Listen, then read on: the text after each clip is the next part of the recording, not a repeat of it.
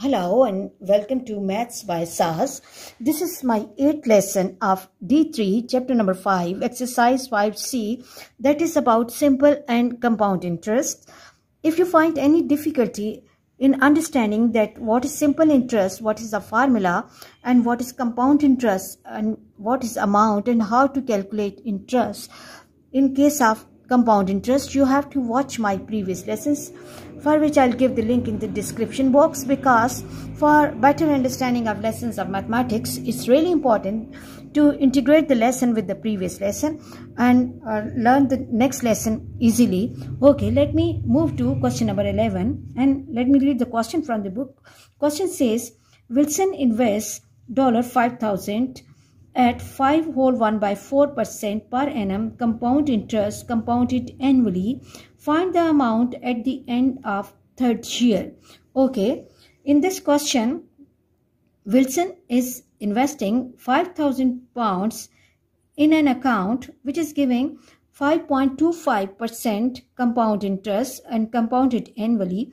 We have to find that how much amount he will be having at the end of 3 years. So recall the formula. That formula for the compound interest is that A equals to P into 1 plus R over 100 raised to power of n. Now what we have to do, we just have to replace the values carefully in the question. So A equals to, the principal is 5,000 and 1 plus rate 5 whole 1 by 4% can be written as 5.25 upon 100 raised to power of 3, because we need to find the amount at the end of third year.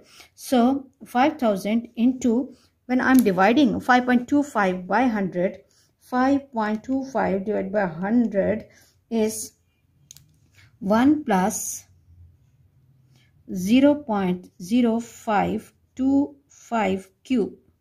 5,000 into, add 1 to this number and I will have 1.0525 cube. Now learn the efficient use of calculator as well. Okay, then I have to put the bracket 1.0525, close the bracket, and I have to take the cube of this number, and this gives me 5,000 into 1.1659. Okay, now what we have to do, we have to multiply 5,000 by 1.1659, and I will have the value with me 5,829.5. So the amount equals to $5,829. I hope now the calculation of compound interest is really easy for you, and you can easily calculate the interest on your own investments.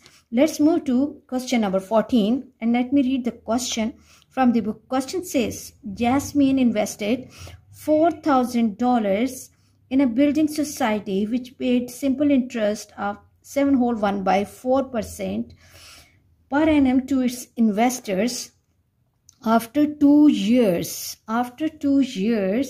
the rate was increased to 7.6% per annum. Find the amount she had at the end of 7 years. Okay, let's move to the solution of the question. Okay, and then we have to try to understand the question once again, that Jasmine is investing 4,000 in the building society which is giving 7.25% per annum to its investors. Okay, this is the interest rate on which Jasmine is investing the money. And then what happened after 2 years? After 2 years, it means the time period for this investment is 2 years. The interest rate has been increased. Interest rate has become 7.6% per annum, and we have to find the total amount that she will have at the end of 7 years. At the end of 7 years, now we have to try to understand the total time period is 7 years, but for those 7 years, what is happening? She is keeping 4,000 at 7.25% with for 2 years, okay, and then for remaining 5 years, she is keeping the money at 7.6% per annum. So she will be earning 2 different interests, and the question says that we have to find the amount that she is having at the end of 7 years. So what we have to do, we have to calculate that how much amount she is investing on the first interest rate and how much amount of simple interest she is getting with rate 7.6% for 5 years. And then finally we have to add up 4,000 to that to get the total amount with us. Okay, let's move to the solution of the question. And the principal given in the question is 4,000. This is the principal which is given in the question. And now the rate 1 which is given in the question is 7.25%. And now the time for this investment is T1 is 2 years. Now what we have to do, that we have to calculate with the help of this information. I have to calculate interest 1, that is PRT upon 100. Now what I have to do, principal is 4,000, rate is 7.25, and time period is 2 years upon 100. Now learn to make your calculation easy. These 2 zeros can go easily, and I will left with 40 multiplied by 7.25 multiplied by 2. Okay, now you can use calculator. This is 40 multiplied by 7.25 multiplied by 2, and my answer will be 580. This is the first interest that she is getting. So I1 equals to $580, and let me block my answer so that I can rewrite it next time.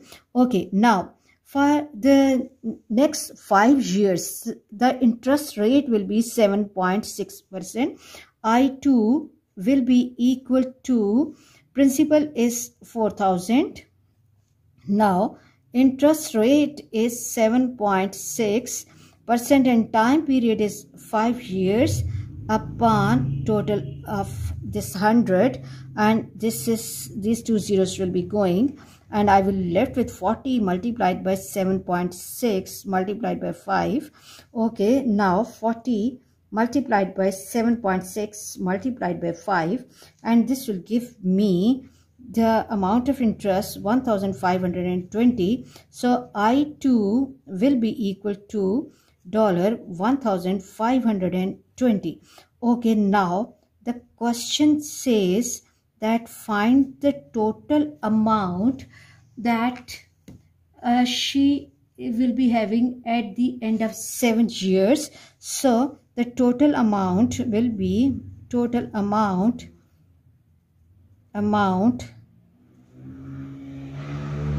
at the end of 7 years will be equal to, this is 4,000 and plus I1 that is 1520 plus 580.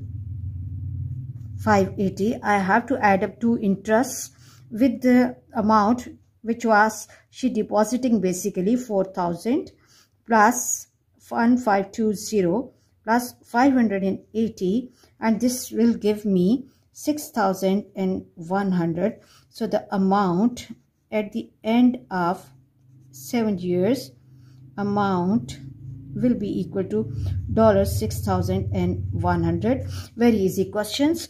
Okay, now coming to question number 15. Let's read question number 15 first carefully. 15 says that Daniel deposited certain sum of money in a bank if the simple interest rate of the bank decreases, simple interest rate of the bank decreases from 3.75 3 whole 3 by 4% to 3.5% per annum, Daniel's interest will increase by $50. Interest will increase by $50. Okay, find the sum of money he is depositing. Find the sum of money. Okay, now if we see the question carefully, we can see that we are given with interest rate, we are given with the amount of interest, and the problem with the question is that we have to find the principal amount, which is missing in the question. Principal is not given to us. So what we have to do, we have to suppose that let the sum of money he is depositing is X. Okay, so the supposition for this question is let the sum of money he is depositing is $X. Now you can see that question is saying that his interest is decreasing in a year. It means that the time period for the investment is 1 year. So I1 will be equal to P1 R1 and T upon 100. Now I1 will be coming as it is, and P1 we do not know, but we can replace X instead of that. And then the second thing is the rate is 3.5%, 3.75%. The first interest rate is 3.75. Yes, 3.75, and time period is 1 year upon 100. Okay, so I1 will take the form. This is 3.75x upon 100, or what I can do is 3.75 divided by 100 is 0.0375x. And now similarly we have to find I2. I2 will be equal to P2 or P2, and this is the rate for this investment is 3.5, time is 1 year upon 100, and principal amount is X, the sum of money which he is depositing, X into 3.5 into 1 upon, this is 100. Okay, so this will become 3.5 divided by 100. Okay, 0.035x I2. Now I have to read the rest part of the question again. The question says that Daniel's interest will increase by $50. Interest is increasing by $50. So what is happening if I'm making it I1 minus I2 equals to $50, and now instead of I1 I have to replace 0.0375 minus 0.035, and this is X, principal amount equals to 50.